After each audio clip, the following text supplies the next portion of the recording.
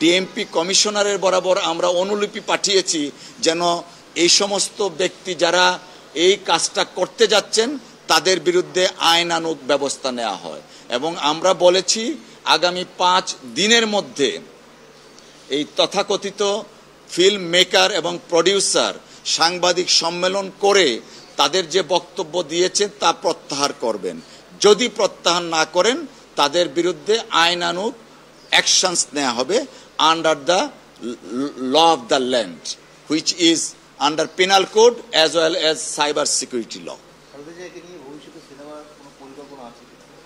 দেখুন, আপনি সারা বাংলাদেশ তথা বিশ্বের ইতিহাসে যারা অনন্য মর্যাদায় চলে যান তাদের ভূমিকা নিয়ে, তাদের রাজনৈতিক জীবন নিয়ে, তাদের দুঃখ নিয়ে, তাদের কষ্ট নিয়ে, যেমন দেশনেত্রী বেগম খালেদা জিয়াকে দীর্ঘদিন কারাবাস করতে হয়েছে বিনা কারণে।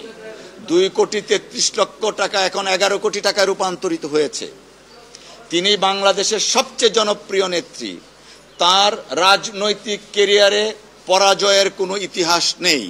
1991 সন থেকে শুরু করে 2008 সন পর্যন্ত জাতীয় সংসদের প্রত্যেকটা ইলেকশনে 5টা আসনে তিনি নির্বাচিত হয়েছিলেন। অর্থাৎ এমন বড় একজন ব্যক্তিত্ব এবং জনপ্রিয় রাজনৈতিক নেতৃত্বের প্রতি সম্মান দেখিয়ে যেমন বায়োগ্রাফি হয়েছে, হয়তোবা ওনার কনসেন্ট নিয়ে অদূর ভবিষ্যতে কি হবে তা আমরা এই মুহূর্তে বলতে পারছি না।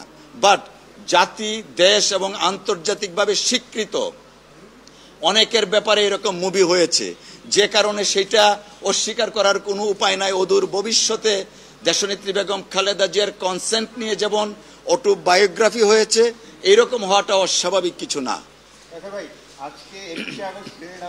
একটা থেকে আরেকটা চলে যাচ্ছেন, বলেন। গত 10-12 বছর আমরা যে প্যাটার্নে নিউজ করেছি 21শে আগস্ট নিয়ে, এবার অনেক গণমাধ্যমে সেই প্যাটার্নের নিউজের নিউজ হয়নি আর কি।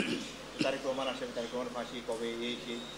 তো আমি বলতে চাই যে আপনাদের 21শে আগস্ট নিয়ে বিএনপি কি আলাদা কোনো পরিকল্পনা আছে কিনা, অথবা হাইকোর্টে মামলাটা অ্যাজ ইট ইজ যেভাবে আছে ওভাবে যাবে কিনা, এই 21শে আগস্ট মামলা নিয়ে আসলে কি পরিকল্পনা আছে? ধন্যবাদ। আসলে আপনার প্রশ্নের মধ্যে উত্তর নিহিত। গত 10-15 বছর যে কথাটা বলেছেন জনাব তারেক রহমান সাহেবের ব্যাপারে মিডিয়াতে অনেক নিউজ দিয়েছে 21শে আগস্ট কেন্দ্র করে। অর্থাৎ এ থেকেই প্রমাণিত হয়, আপনার কোশ্চেন থেকেই প্রমাণিত হয় যে মিডিয়া ওই স্বৈরাচার ফ্যাসিস্ট হাসিনা কর্তৃক কতটুকু কন্ট্রোল ছিল, এবং আওয়ামী লীগ এবং হাসিনার এটা হচ্ছে অর্গানাইজড একটা ক্রাইম এগেনস্ট জনাব তারেক রহমান সাহেব। ইভেন আপনি শুনে আশ্চর্য হবেন, এই মামলাটা 2004 সনে দায়ের করা হয়েছিল। 3টা চার্জশিট দেওয়া হয়েছিল। সর্বশেষ আর্মি ব্যাকড কেয়ারটেকার গভর্নমেন্টের সময় 5ম সাপ্লিমেন্টারি চার্জশিট দেওয়া হয়। আর্মি ব্যাকড তৎকালীন সময়ের কেয়ারটেকার গভর্নমেন্টটা ছিল বিএনপির জন্য সবচেয়ে হস্টাইল পিরিয়ড। তারপরে তো হাসিনা এসছে। সেই তত্ত্বাবধায়ক সরকারের সময় কিন্তু জনাব তারেক রহমান সাহেবের নামটা চার্জশিটে ছিল না। অর্থাৎ আমরা যে জিনিসটা এক্সপ্লেন করতে যাচ্ছি, জনাব তারেক রহমান সাহেব আগাগোড়া ইনোসেন্ট ছিলেন বিদায়ী তত্ত্বাবধায়ক সরকারের সময় মঈনুদ্দিন ফখরুদ্দিনের সময়ও চার্জশিটে তারেক রহমান সাহেবের নাম ছিল না। কিন্তু পরের ইতিহাসটা কি? পরের ইতিহাসটা হচ্ছে রাজনৈতিকভাবে জনাব তারেক রহমান সাহেবকে ঘায়েল করার জন্য, জাতীয় এবং আন্তর্জাতিকভাবে সম্মান হানির জন্য ফ্যাসিস্ট হাসিনা অবসরপ্রাপ্ত একজন পুলিশ কর্মকর্তা যার নাম আব্দুল কাহার আকন্দ, যিনি এই সম্প্রতি 2024-এর পার্লামেন্ট ভেঙে দেয়া পার্লামেন্টের মেম্বার হয়েছিলেন। আইজিপি কে না দিয়ে উনাকে মনোনয়ন দিয়েছিলেন এবং হয়েছিলেন নির্বাচিত। সেই কাহার আকন্দকে দিয়ে তিনি ছিলেন একজন রিটায়ার্ড কর্মকর্তা। 2009 সনে আবার একটা সাপ্লিমেন্টারি চার্জশিট দিলেন, যে চার্জশিটে জনাব তারেক রহমান সাহেবের নাম ছিল, এবং সেই নামের আগাগোড়া কোনো ধরনের আইনজীবী হিসাবে আমরা কিছু পাইনি।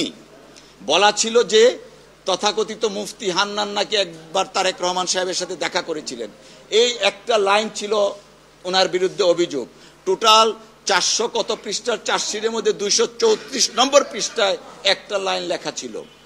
তারপরে ইতিহাস জানেন, একতরফাভাবে রায় হয়েছে এবং রায় হওয়ার আগে সবচেয়ে ন্যাক্কারজনক যে ঘটনা, ওই মামলার যিনি সাক্ষী, প্রধান সাক্ষী, ওই কার নামটা বললাম, মুফতি হান্নান, মুফতি আব্দুল হান্নানকে ফাঁসিতে ঝুলানো হলো যেন উনি কোনো সাক্ষী না দিতে পারেন।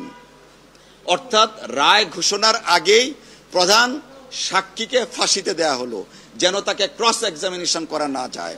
তো এই অবস্থার প্রেক্ষিতে তথাকথিত 21শে আগস্টের মামলাটা গত 15 বছর মিডিয়ার মাধ্যমে অনেক কিছু হয়েছে। বাট বিএনপি চেয়ারপারসন দেশনেত্রী বেগম খালেদা জিয়া, বিএনপির ভারপ্রাপ্ত চেয়ারম্যান জনাব তারেক রহমান সাহেব আইনের শাসনে বিশ্বাসী। আমরা চাই সুষ্ঠু বিচার হোক। এই 21শে আগস্টের যে প্রেক্ষাপট ছিল, সেই প্রেক্ষাপটে তৎকালীন বিএনপি সরকারের যে স্ট্যান্ড ছিল, অর্থাৎ সম্পূর্ণ নিরপেক্ষভাবে তদন্ত করে পারপিট্রেটরদেরকে শাস্তি দেওয়া, সেই অবস্থান বিএনপির এখনো আছে। ধন্যবাদ সকলকে। ধন্যবাদ সকলকে। আমরা যা বলতে চাচ্ছি, আইনের শাসনে বিশ্বাসী। আমরা চাই যে কোনো ঘটনায় একটা সুষ্ঠু, স্বাভাবিক, নিরপেক্ষ তদন্তের মাধ্যমে সম্পন্ন হোক। ধন্যবাদ।